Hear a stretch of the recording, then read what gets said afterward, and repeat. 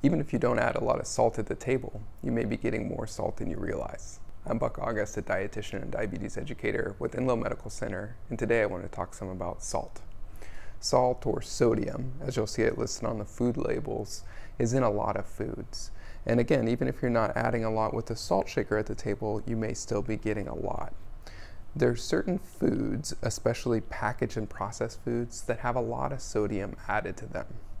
If you take something like noodles, pasta noodles, this one happens to be gluten-free, but that part doesn't really matter.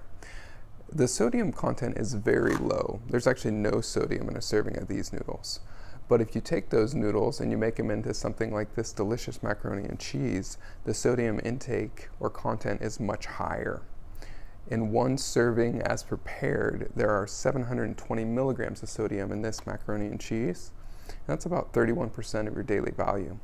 And in this whole container, there's 3 servings. So if somebody were to eat the whole box, which would be quite a bit, but some people do it, that would be almost a full day's worth of sodium.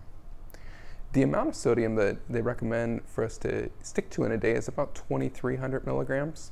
There are some times when a doctor might recommend a lower sodium intake, especially again if you're dealing with high blood pressure or something like congestive heart failure. A few other foods that have a whole lot of sodium added to them, classics are things like canned soups. So this can of Campbell's soup has 940 milligrams of sodium in one serving, and this container, this can, is 2.5 servings. So there's basically a whole day's worth of sodium in this can of soup. Chilies are also very high. This can of chili, the whole can, has 1,940 milligrams of sodium, which is about 84% of the daily value. Another place that we get a lot of sodium is soy sauce. 1 tablespoon is 920 milligrams, or 38% of your daily value. Those things can add up quickly. Oftentimes people ask me, does it matter if I choose something like a pink salt or sea salt or kosher salt? And when it comes down to it, they're all sodium. So even though the levels might look a little bit different on a label, sometimes that's related to the size of the granule of salt, it still is all sodium, and it still will contribute to your sodium intake for the day.